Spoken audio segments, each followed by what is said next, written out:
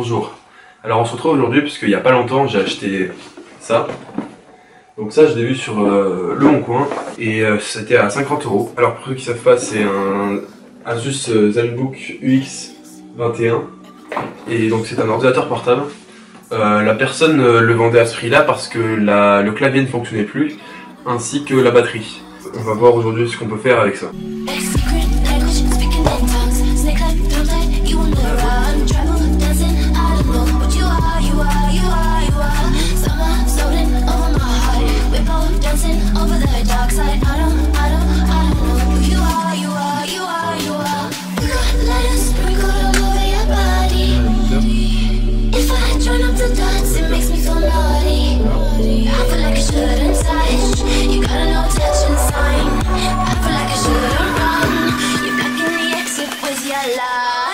Maintenant que la présentation est faite, on va pouvoir passer au démontage de l'ordinateur.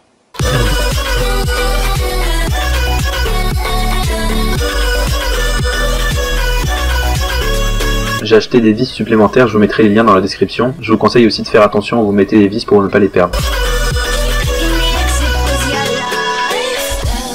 Donc une fois la plaque enlevée, on voit tout le système, dont la batterie. J'avais une vis ici qui était beaucoup trop serrée, j'arrivais pas à la desserrer, donc j'ai directement pris la perceuse et j'ai percé la vis pour pouvoir libérer la batterie.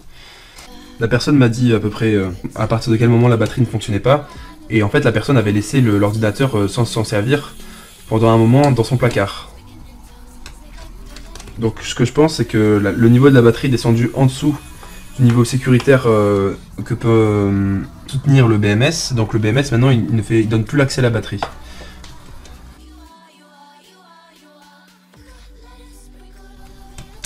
Hop, donc là il faut tirer ça vers le haut, un peu en arrière. Ici on peut sortir donc la batterie en enlevant les vis. Donc je vais vous montrer ce que j'ai fait, parce que j'ai réussi à fixer ce problème. Il vous faudra enlever le plastique noir qui couvre la batterie. Et en enlevant ce plastique noir, vous allez arriver ici. Donc là c'est le BMS, Battery Management System, c'est l'unité qui va permettre de contrôler la charge et la décharge de la batterie. Et c'est elle, dans mon cas, qui va bloquer la batterie. Donc là l'ordinateur a été laissé pendant un certain moment dans le placard, donc sans être utilisé. Pendant ce moment-là, le niveau de la batterie a baissé en dessous du seuil du contrôleur de charge. Donc le contrôleur de charge ne donne plus accès à la batterie parce que maintenant on va recharger la batterie et il y a des possibilités que la batterie chauffe et qu'elle explose. Donc ça c'est au niveau des normes. Voici des schémas pour illustrer mes propos. Donc ici on a une cellule lithium-ion. La partie verte représente le cycle normal d'utilisation de la cellule lorsque la tension en bande de la cellule est comprise entre 3 et 4,2 volts. Tandis que la partie rouge représente la plage de tension inadaptée à l'utilisation de la cellule lorsque la tension est comprise entre 0 et 3 volts. J'ai ajouté sur le circuit le fameux BMS ainsi qu'une ampoule. Le BMS, à l'aide d'un capteur, va mesurer la tension en bande de la batterie. Si cette dernière est dans la zone verte, donc pour une tension comprise entre 3 et 4,2 volts, alors le BMS laisse passer le courant, l'ampoule émet de la lumière. Si la tension est dans la zone rouge, c'est-à-dire entre 0 et 3 volts, alors le BMS bloque l'accès à la batterie, l'ampoule reste éteinte. Maintenant, on remplace l'ampoule par l'ordinateur. De même que tout à l'heure, si la tension de la cellule est comprise entre 3 et 4,2 volts, alors le BMS laisse passer le courant, l'ordinateur peut donc fonctionner. Sinon, si la tension est comprise entre 0 et 3 volts, alors le BMS bloque l'accès à la batterie et l'ordinateur ne fonctionne plus, à moins d'être branché à une prise électrique, dans quel cas il fonctionnera grâce à l'électricité du réseau, et non à la batterie. Si vous avez suivi, vous devez aussi avoir compris pourquoi même si l'on connecte le chargeur à l'ordinateur, la batterie ne charge pas. C'est donc à cause de ce BMS.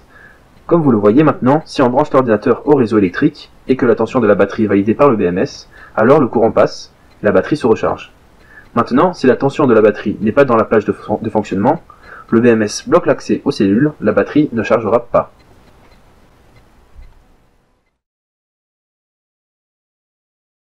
Donc moi ce que j'ai fait, c'est que j'ai chargé la batterie sans passer par le contrôleur de charge. Donc j'ai rechargé les batteries directement en connectant le chargeur aux bornes des deux batteries. Pour ce faire, je vais vous montrer. Ça va bien tenir, j'ai fait un truc un peu lourd à mettre. Voilà. Donc là j'ai pris mon multimètre.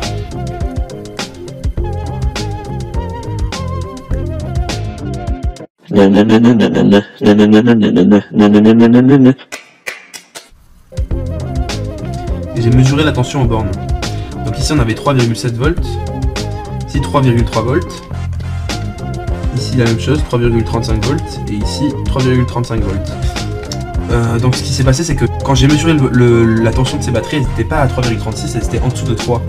Et ce que fait le BMS, le contrôleur de charge, donc une fois que c'est en dessous de 3, il bloque l'accès aux batteries, parce que si on recharge les batteries à partir d'une tension en dessous inférieure à 3, les batteries peuvent chauffer ou exploser. Donc là c'est vraiment de la sécurité, c'est pour ça qu'il ne donne plus l'accès aux batteries. Donc moi ce que j'ai fait, c'est que j'ai chargé les batteries indépendamment une à une, en mettant le chargeur à une tension de 4,2 volts. Dès que les batteries ont dépassé le seuil de 3,5 volts, les batteries vont recommencer leur cycle normalement. Donc chargées par l'ordinateur, par le contrôleur de charge. Je vais donc refermer. Donc là on referme cette partie-là. Donc aussi un défaut que j'ai trouvé, c'est que l'ordinateur chauffe énormément au niveau du CPU, et comme il chauffe beaucoup, le ventilateur tourne beaucoup, et du fait que le ventilateur tourne beaucoup, l'ordinateur va consommer plus. J'ai vu que l'ordinateur chauffait beaucoup moins quand il était ouvert, donc ça veut dire que le ventilateur pouvait accéder à l'air extérieur. Pour essayer de le faire chauffer moins, je vais percer des trous dans le boîtier et voir si ça a un impact sur la consommation d'énergie et la température du processeur. Ce que j'ai fait, c'est que j'ai enlevé ces 5 vis là, donc 1, 2, 3, 4, 5. J'ai aussi enlevé les vis du radiateur. Dans ce cas-là, vous pourrez enlever cette partie-là et changer la pâte thermique. Ça, c'est important à faire si l'ordinateur est vieux, parce que sinon le refroidissement ne se fera pas correctement. Pour percer les trous, je vais avoir besoin de prendre des mesures.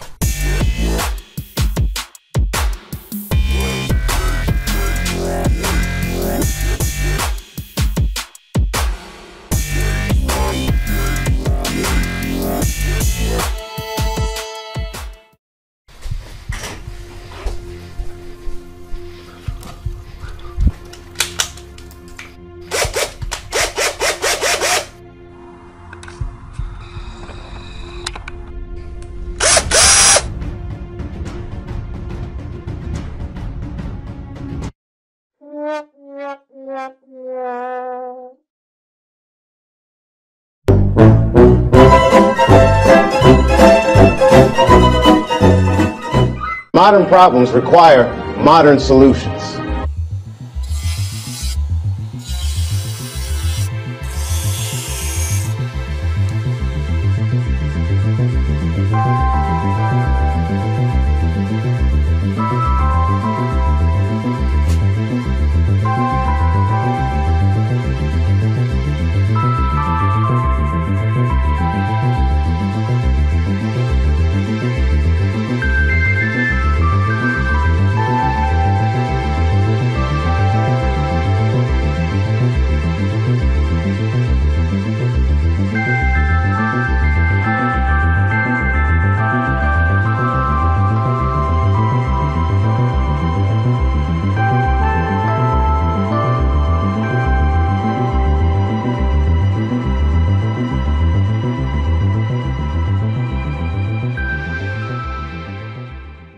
J'ai ensuite effectué des benchmarks pour comparer la température avant et après modification, à la suite de quoi on peut observer un gain de plus de 10 degrés, c'est considérable.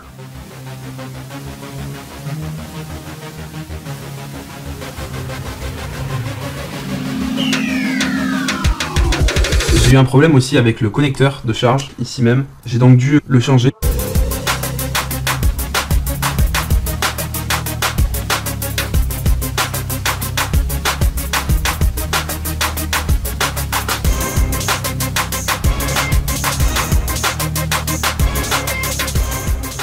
Comme vous devez le constater, il y a une fissure sur le connecteur et c'est pourquoi je vais devoir le changer. Je n'ai malheureusement pas pu filmer le remplacement du connecteur, mais il n'y a rien de compliqué à ça. Il suffisait de dessouder le connecteur en enlevant l'étain qui le relie à la carte mère. Pour placer le nouveau connecteur, il faut agir de la même façon. Il suffit de replacer le connecteur sur la carte mère pour ensuite souder les bornes. Une fois la carte mère enlevée, on arrive à ce stade-là. Maintenant, il va nous rester cette partie à enlever.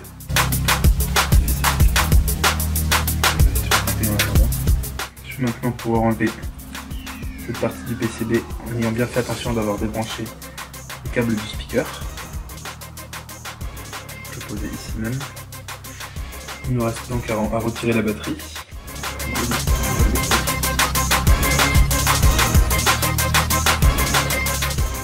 Voilà, donc on arrive ici. On va faire enlever cette partie-là. Comme ceci. On peut maintenant accéder au clavier. Pour changer le clavier, il va falloir démonter toutes les vis.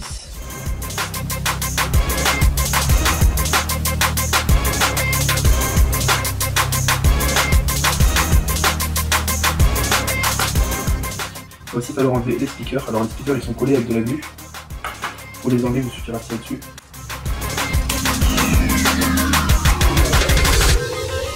Voilà, de 1.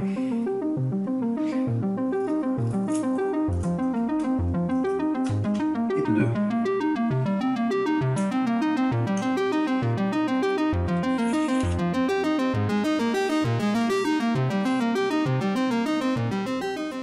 Bon, celle-ci est pénible à enlever.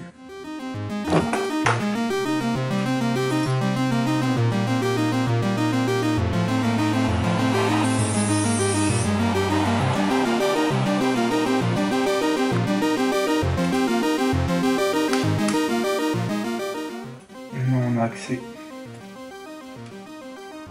au clavier.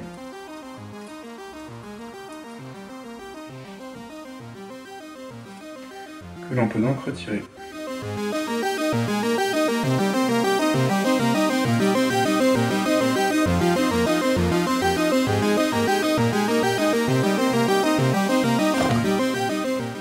On va maintenant prendre notre nouveau clavier qui fonctionne et le passer à la place de l'ancien. On aura ensuite plus qu'à revisser.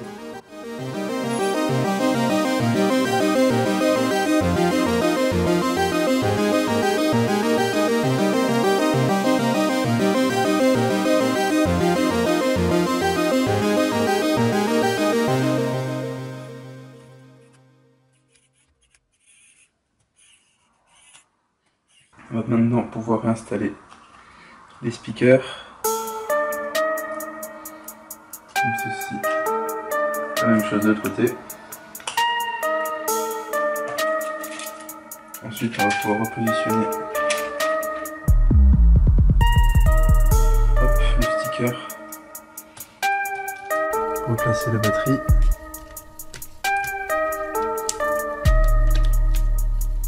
Maintenant on va s'occuper de remettre les vis. Non!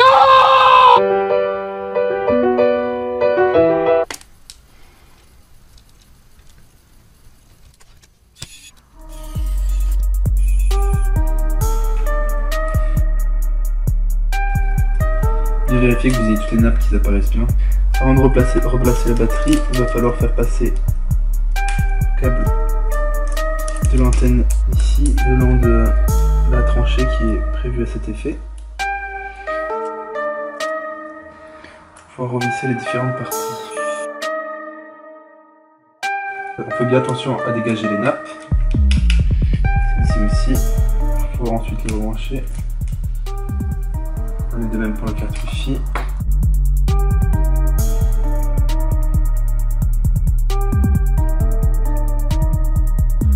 Remettre les vis de la carte mère.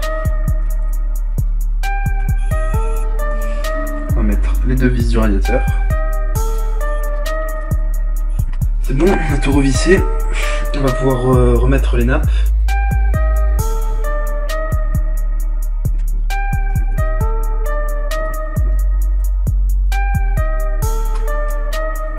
Voilà, pensez bien à le fermer pour bien sécuriser.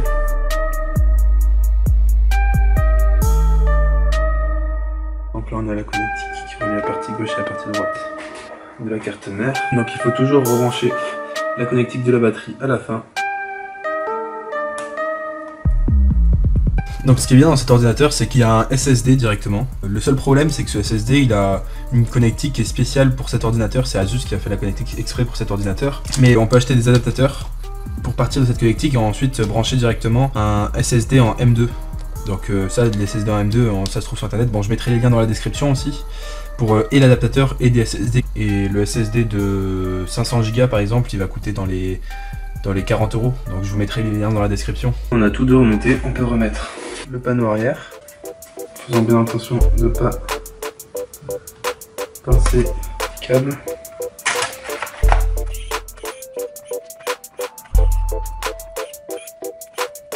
Le verdict, est-ce que l'ordinateur se rallume et est-ce que le clavier fonctionne correctement?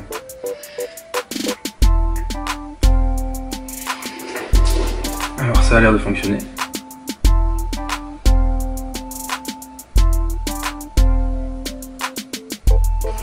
Je pense que ça vient du connecteur de l'écran qui doit être mal placé. On va voir ça tout de suite.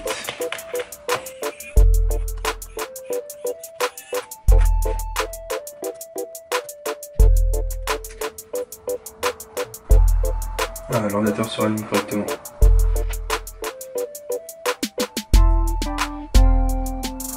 Maintenant on va pouvoir l'éteindre.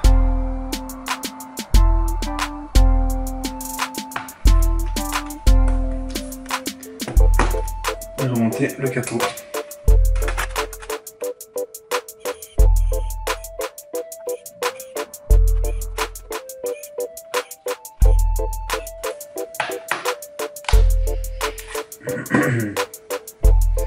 Verdict, est-ce que l'ordinateur va s'allumer? Oui. L'ordinateur s'allume correctement et le clavier fonctionne.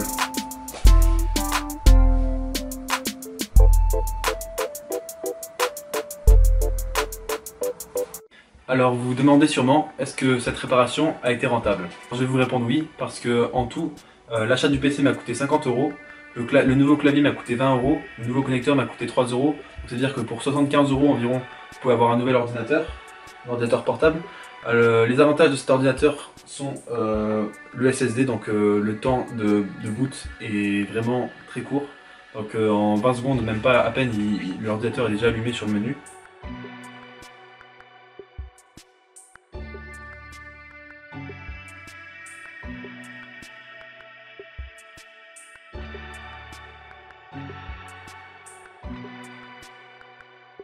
De plus, l'ordinateur embarque quand même un Core i5 de deuxième génération, ce qui lui permet d'effectuer avec brio les tâches du quotidien, comme regarder une vidéo YouTube. L'ordinateur est léger, compact, il est solide puisqu'il est fait en métal, et le clavier ainsi que le trackpad sont vraiment ergonomiques. Pour les inconvénients de cet ordinateur, le principal inconvénient ce serait la batterie, car la batterie je ne l'ai pas changée. Une nouvelle batterie coûterait dans les 25 €, ce qui est un peu cher. Un autre de ces désavantages pourrait être la fréquence de l'écran. Effectivement, la fréquence de rafraîchissement de l'écran nous permet de voir des petits scintillements. Donc je vous dis à bientôt pour de nouveaux projets. Salut!